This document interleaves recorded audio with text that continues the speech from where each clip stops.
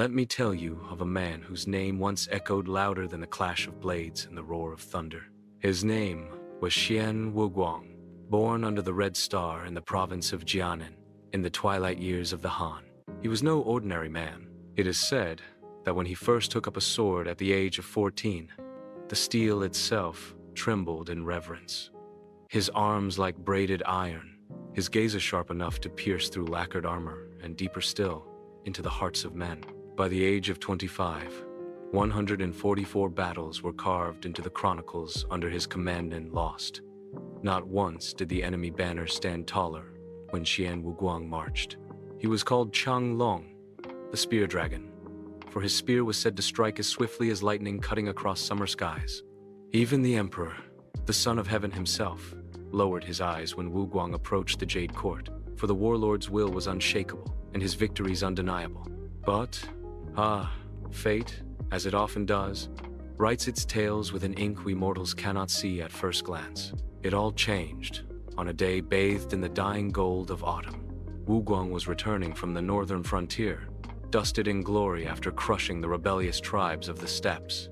His army took the bridge that arched between Bei'an and Shiyue, the meeting of north and west. And there, at the very center of that bridge, stood a woman.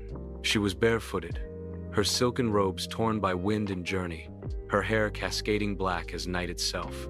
No attendants, no carriage, no token of nobility, only her deep obsidian eyes that seemed to hold a sorrow older than dynasties. Wuguang, whose heart had never known softness even as a boy, grew cold and cautious. His lieutenants urged to leave her. Some even drew blades. "A trap, my lord," they muttered. "A decoy by enemies." But Wuguang stern. Fierce Wuguang lifted a hand to silence them. He dismounted, approached her, and for reasons even the stars cannot explain, lifted her into his arms without a word. He took her home. Her name was Mei Lian, Monspast, the iron-hearted general who once slept with one eye open and a blade by his side, now laughed. His soldiers muttered in corners. The villagers gossiped under willow trees.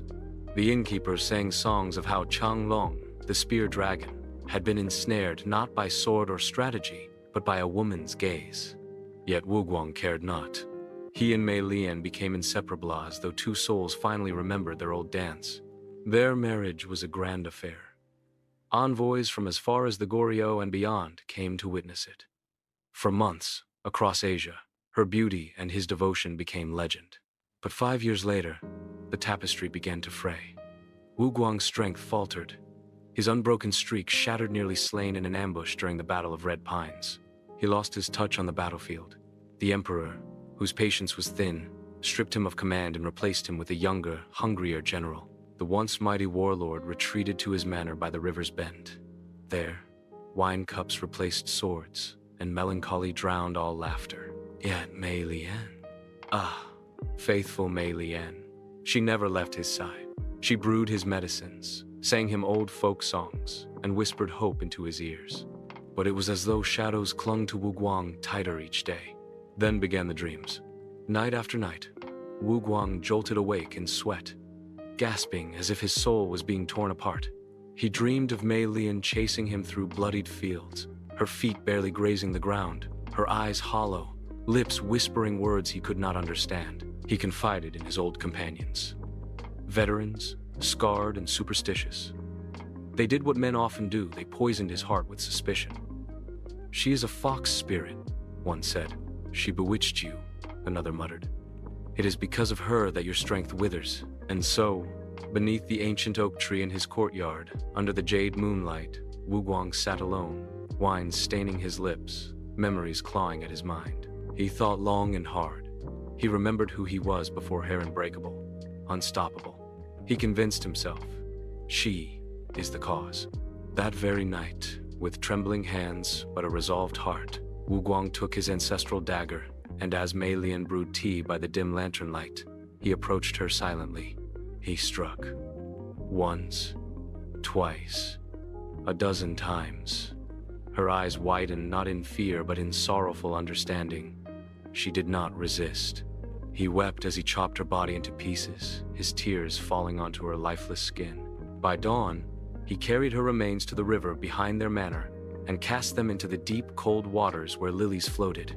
But instead of liberation, darkness only thickened around him. His strength never returned. His mind splintered further. Despair dug deeper. It was then, in desperation, he sought the wisdom of Master Jinhai, the aged monk at the Temple of Silent Bells, nestled in the mountains east of Luoyang. The monk, upon hearing Wuguang's tale, remained silent for a long time. Then, he finally spoke, his voice low and heavy. Years ago, when you razed Zuyuan village to dust during the rebellion of the South, you slaughtered innocents, burned homes, and spilled sacred blood. Before their deaths, the elders of that town, in their last breath, cast a curse, that you, Xian Wuguang, shall never know true love, that any union would bring ruin to yourself.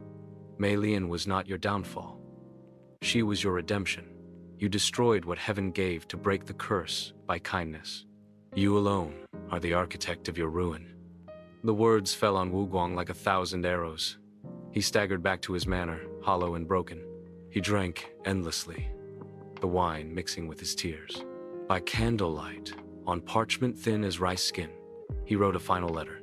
No one knows what it said, only that he sealed it with his personal red wax, marked with his sigil of the spear and dragon. At dawn, under gray skies heavy with rain, Xian Wuguang walked silently to the same river where Mei Lian now rested beneath the water's surface. Without hesitation, he stepped into the current. His armor weighed him down, but perhaps it was not as heavy as the guilt in his heart. He vanished beneath the ripples, and thus ended the tale of the man once called Spear Dragon. They say, on misted mornings, if you stand upon the bridge between north and west, you can see two shadows walking hand in hand along the water's edge in tattered robes, barefoot, the other clad in armor, finally smiling again. And so ends the story of Xian Wuguang, the man who conquered armies, but could not conquer his own heart. A man who stood taller than emperors, yet crumbled under the weight of regret.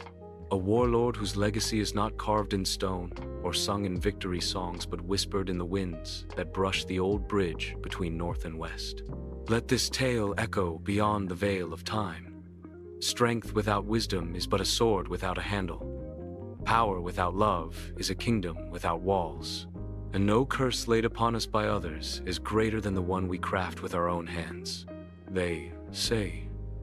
The river still remembers. It remembers the man who mistook suspicion for truth. It remembers the woman whose love outlasted betrayal. And if you listen closely on quiet mornings when the mists roll in, you will hear their voices, not in anger, but in warning. Beware the battles you wage within, for those are the wars that echo longest. This has been Folktales of Many Tribes.